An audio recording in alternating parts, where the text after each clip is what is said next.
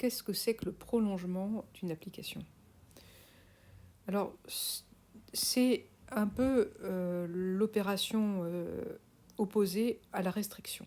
C'est-à-dire que on prolonge une application définie sur le petit ensemble bleu au grand ensemble E', en définissant une application du gros ensemble E' vers toujours le même ensemble d'arrivées, qui se prolonge comme on veut.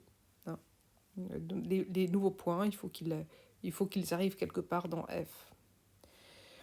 Donc ici, on a un premier prolongement et ici, on a un deuxième prolongement. Vous voyez, les images de ces points-là ne sont pas les mêmes dans les deux cas.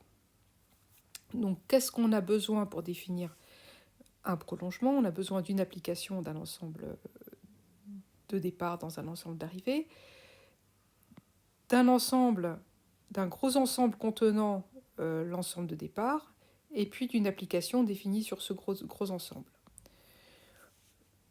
Et ça sera un prolongement sous une certaine condition. Donc voici la définition.